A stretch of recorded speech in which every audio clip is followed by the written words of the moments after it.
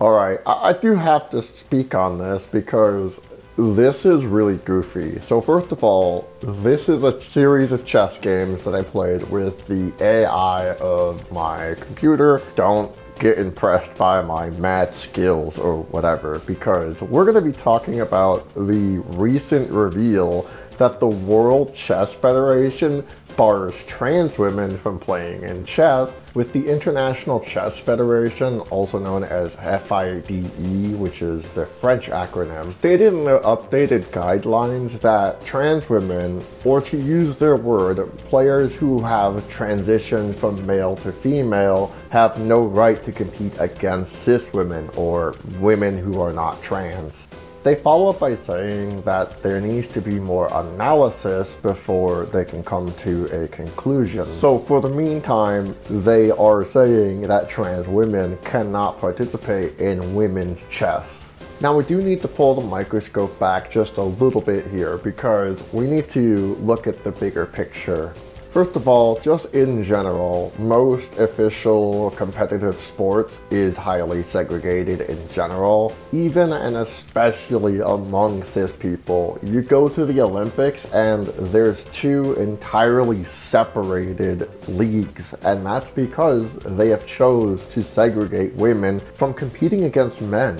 But here's the thing, folks, and that is, women were not allowed to even participate in the Olympics until the year 1900 in the Paris Olympics. The reason why I am bringing up the Olympics is to highlight the patriarchal, systematic aspect of it all, really.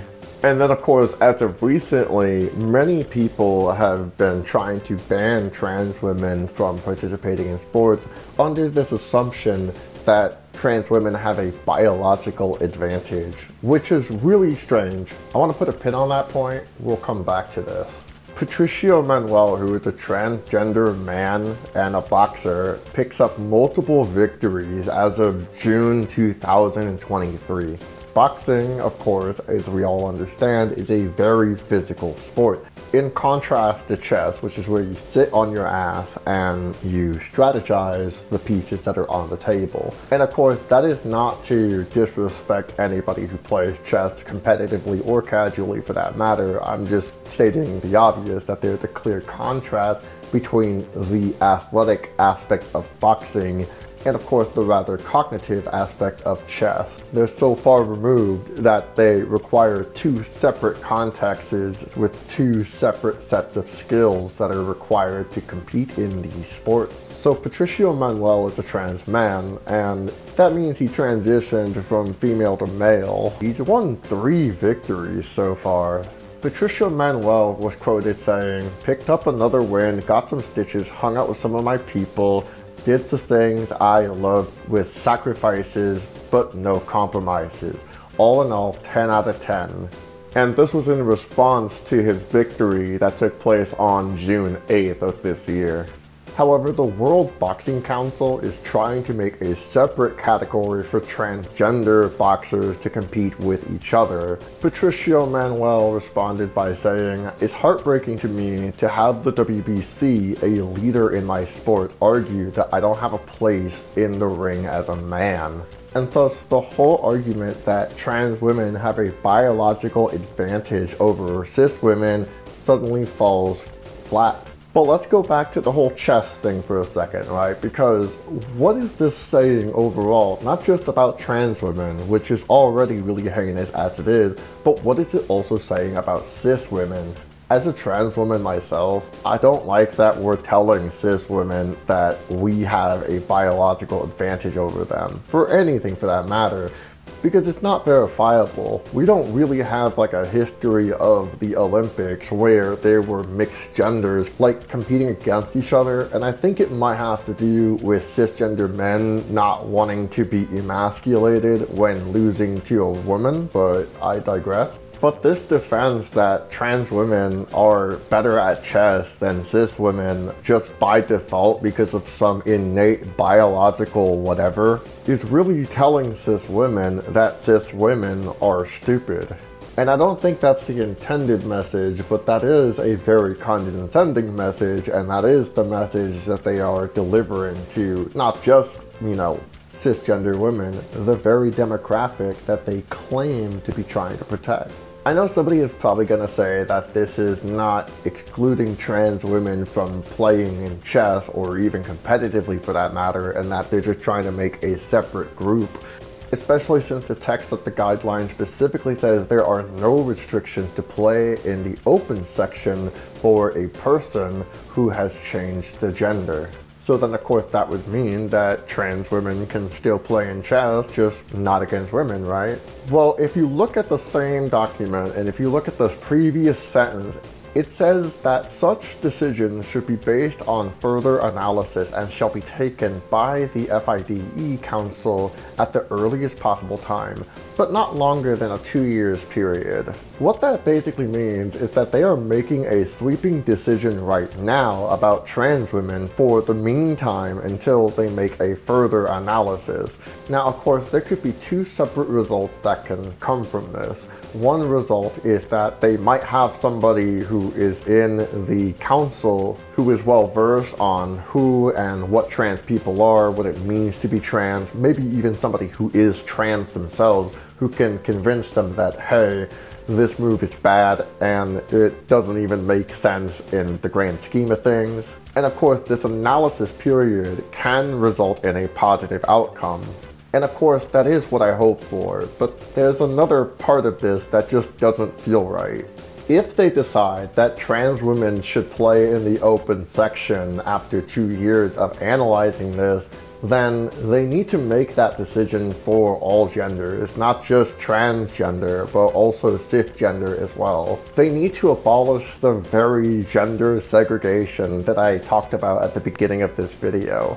Because saying that trans women have a biological advantage over chess, right? Like, we're not talking about boxing, we're talking about chess. That should tell you that the council thinks very low of women in general. And if we are to apply this analytical framework in the form of a devil's advocate with the Patricio Manuel example, what is the excuse of the World Boxing Council making a separate category for transgender boxers?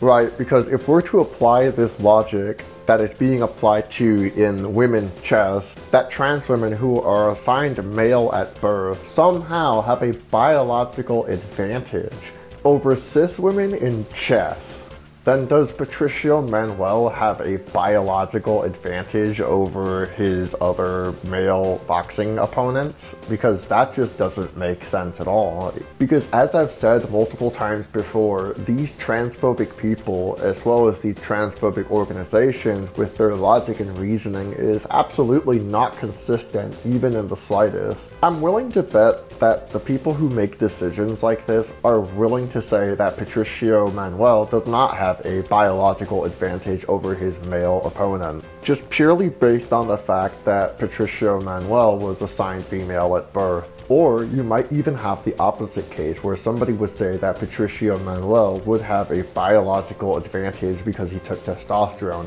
Either way, it is entirely fucking like weird. This absolutely social Darwinian Malthusian analysis of like literally games and sports and shit.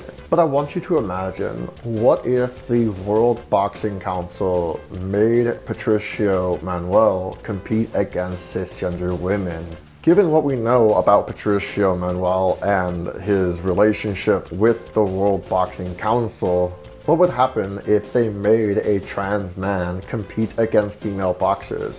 Well, we got a similar story that is exactly that. Because in the year 2017, Mac Beggs, who at the time was a 17-year-old transgender male wrestler, he was competing in a Texas State Girls Wrestling title. And just remember, this guy was assigned female at birth, and he went on to say after the match, "I just heard the boos, but I heard more cheering. Honestly, I was like, you know what? Boo all you want, because you're just hating. You hating ain't gonna get you or me nowhere, and I'm going to keep doing what I've gotta do." That's why I always had that mentality. If you're gonna be negative, you know, whatever, that's not gonna faze me. I mean, I've been winning before when I didn't have testosterone, but now, you know, I'm actually winning, people want to go crazy and just automatically call me a cheater. This is Mark Beggs, a senior from Euless Trinity High School near Dallas, is in the process of transitioning from female to male and taking low dose of testosterone. Just entered a high school wrestling tournament with an undefeated record and, surprise, won. That picture says 1,000 words. Steven Crowder, you fucking doofus. First of all, his name is Mac Beggs, not Mark Baggs. Secondly, the reason why he is competing in women's sports is because the law in Texas forces him to do so. And Texas being one of the states with some of the most aggressive anti-transgender bills being introduced and sometimes passed in legislation in the droves, you're from that state.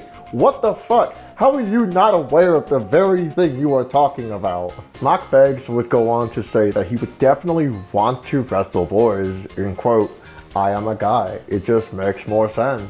So really what this is, if we just boil everything we've discussed down to its basic components, what we have here is that trans people, especially in the context of a transphobic landscape, trans people can't ever win. That's the point. We're not allowed to win. And to really hit that nail on the coffin, Fox News reported in April of 2023, transgender female runner who beat 14,000 women at London Marathon offers to give the medal back.